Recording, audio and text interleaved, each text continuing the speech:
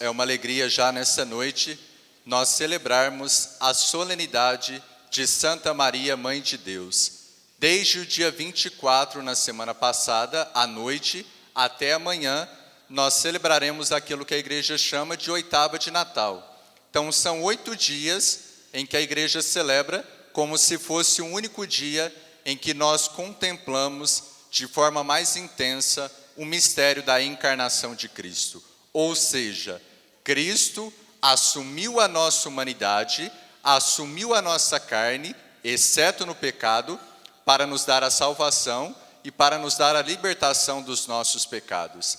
E é providencial nós celebrarmos hoje a solenidade de Santa Maria, Mãe de Deus, encerrando a oitava de Natal, porque essa celebração, o fato de nós proclamarmos que Maria é Mãe de Deus, ela tem um fundo, ela tem um pano de fundo cristocêntrico. Por que nós podemos dizer e por que nós afirmamos que Maria é Mãe de Deus? Porque ela é Mãe de Cristo. Se nós cremos que Cristo é verdadeiro Deus e verdadeiro homem, então Maria, ela não é somente mãe do homem Jesus, ela é mãe do homem Jesus, verdadeiro homem, e também é mãe do verdadeiro Deus, Jesus Cristo, que desde sempre estava no seio da Trindade. Essa foi uma discussão dos primeiros séculos da igreja. E no concílio de Éfeso, no ano de 431, a igreja então proclamou esse dogma da maternidade divina. O que é um dogma? O dogma é uma verdade de fé revelada pela igreja, proclamada pela igreja. Se nós negamos um dogma, aqui é algo muito sério para nós católicos, nós temos vários dogmas na igreja. Se nós negamos um dogma que a igreja proclamou, nós perdemos a comunhão com a igreja. Porque se o dogma é uma verdade de fé revelada, que tem base na Sagrada Escritura, na Sagrada Tradição e no Sagrado Magistério, nos obriga a crermos naquele dogma. Então, para nós católicos, é uma graça e também uma obrigação de fé nós crermos que Maria, ela é mãe de Deus, ela é mãe de Jesus Cristo, que é verdadeiro Deus e verdadeiro homem. O evangelho que é colocado para essa solenidade de hoje é o evangelho que está no capítulo 2 de São Lucas. Se nós pegamos os versículos anteriores ao trecho do evangelho de hoje, Lucas no capítulo 2, ele narra em poucos versículos o recenseamento que o imperador havia dito que deveria ser feito, e aí José e Maria foram para Belém. Ele narra o nascimento de Jesus, e São Lucas também narra que ao nascer Jesus, alguns pastores daquela região, que estavam apacentando o rebanho, eles tiveram uma visão de um anjo, o anjo do Senhor, que disse que em Belém havia nascido o Messias, havia nascido o Salvador da humanidade. E aí começa o evangelho de hoje. O evangelho diz que os pastores, ao receberem o anúncio do anjo de que em Belém, na cidade de Davi, havia nascido o Salvador, eles vão às pressas até Belém para contemplarem o Salvador. E quando eles chegam em Belém, eles veem um menino deitado na manjedoura, envolvido em faixas. Maria, também José estava ali, e aquele cenário muito simples em que Jesus nasceu na carne, em que ele veio a nós neste mundo. 2 figuras, na verdade 3 figuras chamam a atenção nesse evangelho. Primeiro, a figura dos pastores. Os pastores eram pessoas simples, eram pessoas pobres, eram pessoas que até pela sociedade daquela época, eram pessoas marginalizadas.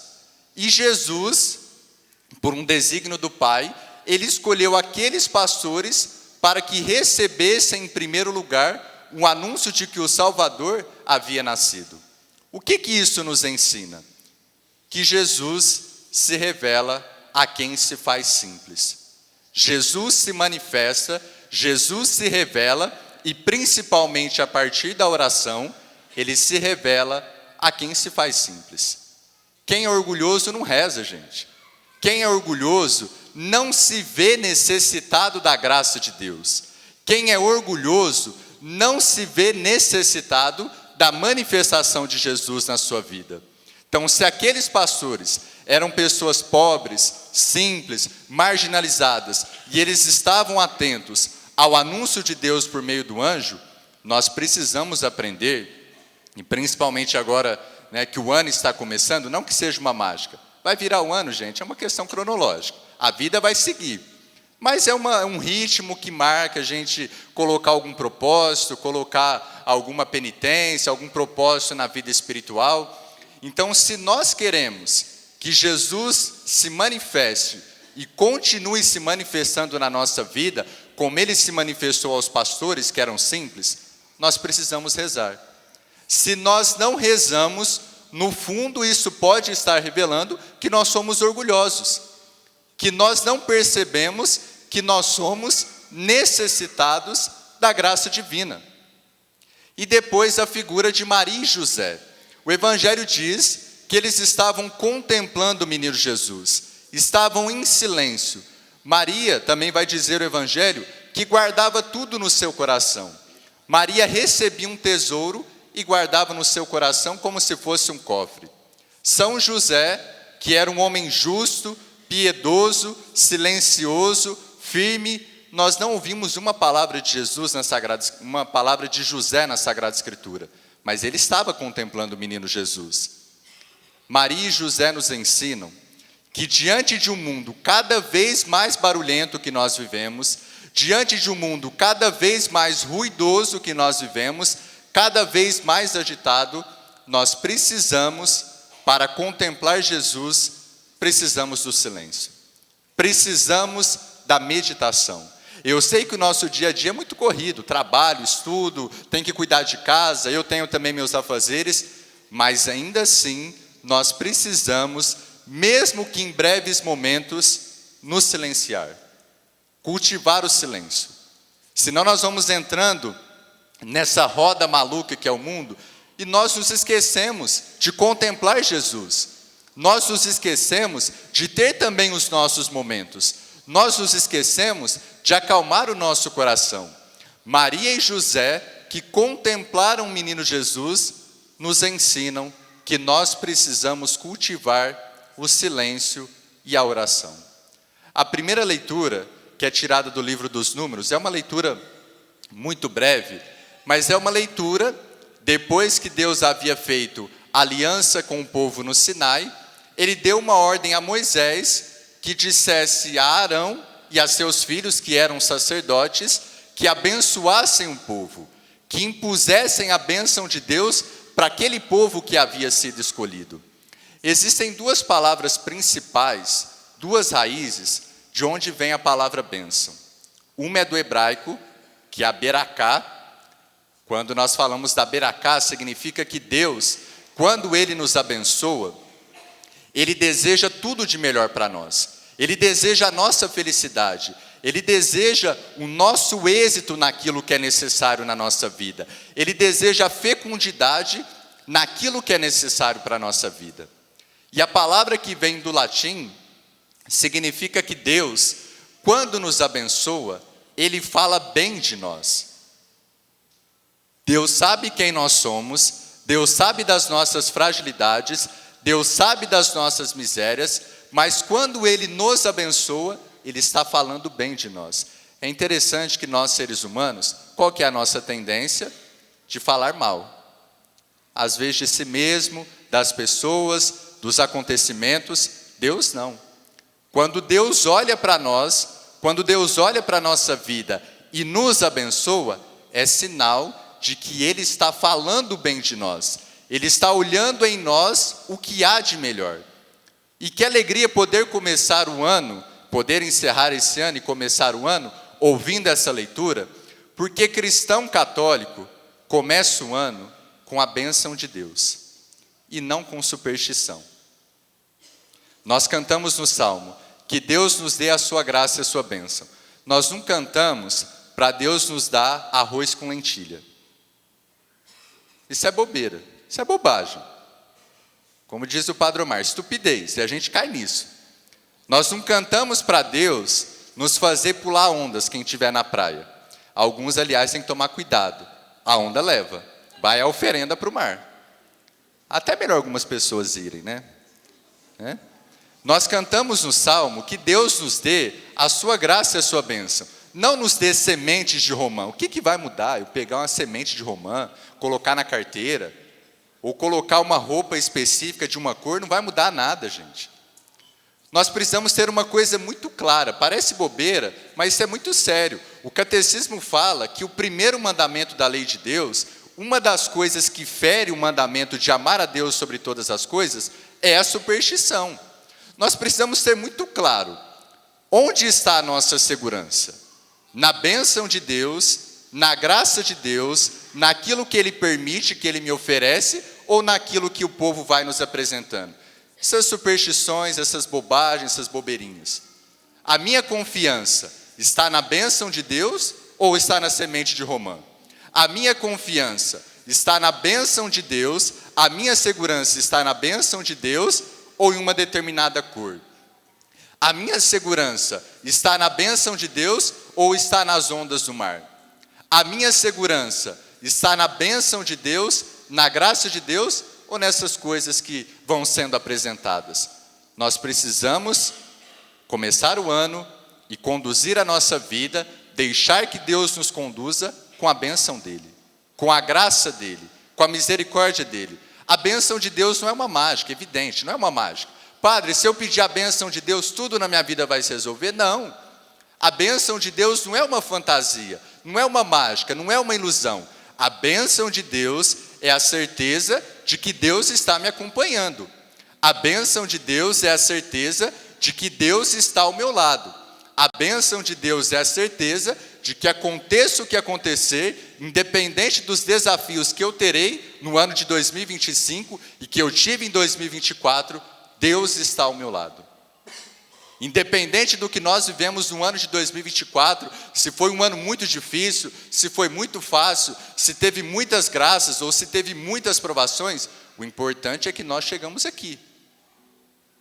E agora, queremos começar 2025 com a bênção de Deus. Porque Deus está olhando para mim, Deus está olhando para você, para cada um de nós, e diante de tantas coisas que Deus poderia pensar e que Ele poderia julgar em nós, Ele prefere olhar para nós e prefere nos dar a sua bênção. Ele prefere falar bem de nós, Ele prefere desejar para nós tudo aquilo que é necessário para a nossa vida. E sempre na virada de ano, tem um sinal que, se não for superstição, ele é muito importante, que é o sinal da paz. Hoje se fala muito da paz, e de fato nós precisamos da paz. Mas sabe quando que o mundo, sabe quando que a sociedade, ela vai de fato encontrar a paz? E sabe quando que nós encontraremos a paz? Quando nós olharmos para Jesus, que é o príncipe da paz. Enquanto os poderosos desse mundo, enquanto as nações desse mundo, enquanto os governantes desse mundo não olharem para Jesus, que é rei, que é príncipe da paz, nós não teremos a paz. Enquanto na nossa vida nós desejarmos a paz, mas não olharmos para Jesus, que é príncipe da paz, que é o rei que deve governar a nossa vida, nós não encontraremos a paz. E também não encontraremos a paz se nós ficarmos nos perdendo naquilo que é secundário. Por isso que um bom exercício, já que nós estamos ritmando então, pelo tempo cronológico a nossa vida, uma boa iniciativa para esse ano, gente, e isso não é egoísmo, isso é uma coisa necessária, é nós olharmos em primeiro lugar para a nossa vida pessoal, para a nossa vida de fé, para aquilo que nos importa. Aquilo que é secundário, gente, aquilo que não cabe a nós, a gente fica se preocupando à toa. Aquilo que não cabe a mim, aquilo que não cabe a você, na vida dos outros, daquilo que os outros pensam, daquilo que os outros fazem, daquilo que os outros pensam, fazem, é deles. Nós só podemos entrar na vida de alguém, o melhor que seja assim, se for para ajudar. Se não for para ajudar, é melhor não. Se você acha que a pessoa é cabeçuda, deixa a pessoa ser cabeçuda. Se acha que a pessoa é teimosa, ela não quer a sua ajuda, deixa ela ser teimosa. Se você pensa que a pessoa é orgulhosa, egoísta, vaidosa, ela não quer a sua ajuda, deixa a pessoa. Um bom exercício é nós olharmos para a nossa vida. O que eu, Padre Rafael, preciso melhorar em 2025? O que eu, Padre Rafael, preciso mudar na minha vida de fé, na minha relação com Deus em 2025? O que você, em 2025, precisa melhorar na sua vida? O que você, em 2025, precisa melhorar na sua relação com Deus? Por isso que eu já falei algumas vezes aqui, eu faço uma analogia, tem aquele ditado, né? Que dizem que o gato tem 7 vidas. Por que se diz isso? Porque o gato, isso é observável. O gato, ele é um animal muito flexível e muito ágil. O gato uma hora está aqui, de repente está pulando, né? O gato é flexível. Se você pega o gato e joga para cima, ele vai se contorcer e vai cair em pé tranquilamente. Porque ele é ágil, porque ele é flexível. Por isso que se diz que o gato tem 7 vidas. Porque ele pula daqui, pula dali, bate ali, mas ele permanece vivo. Aí eu penso, né, que algumas pessoas, né, e nós podemos correr esse risco, a gente quer ser igual o gato, quer ter 7 vidas, a nossa e mais 6 para cuidar. Se cuida da própria vida, eu não sei, mas para cuidar dos outros é uma beleza. Ainda bem que aqui em Franca não tem gente assim, né? Tem gente que é mais sintonizado que a rádio AM e FM juntas, mas aqui em Franca não tem isso, né? Só em outras cidades. Então, é cuidar da nossa vida, é perceber na nossa vida o que precisa ser mudado, o que precisa ser melhorado e o que precisa ser mudado na nossa relação com Deus. Queridos irmãos e irmãs, nós estamos encerrando o ano de 2024, vamos iniciar o ano de 2025, não é uma mágica, geralmente a maioria que vai descansar no dia de amanhã, depois volta a trabalhar, quem tem que estudar depois vai estudar, a vida segue. O que muda na nossa vida é o que a liturgia de hoje está nos ensinando. Se nós contamos com a graça e com a bênção de Deus na nossa vida e com a intercessão da Virgem Maria. Ela é mãe de Deus, mãe de Jesus Cristo e também ela é nossa mãe. Ela também intercede por nós. Então vamos deixar de lado as superstições, essas bobagens que vão nos apresentando e vamos colocar a nossa confiança, a nossa segurança, a nossa esperança em Deus e na intercessão da Virgem Santíssima. Na homilia do Natal, eu encerrei a homilia e disse que nós íamos fazer um pedido ao menino Jesus. Hoje nós vamos fazer um pedido à Virgem Maria. Se você não tem um pedido, ou se você só quer fazer um agradecimento, bendito seja Deus. Mas nós vamos fazer um instante de silêncio, nós vamos fazer um pedido, ou colocar algum propósito diante de Deus, pela intercessão da Virgem Maria, pedindo que ela interceda por nós, que ela olhe por nós e que ela também nos acompanhe com a sua presença.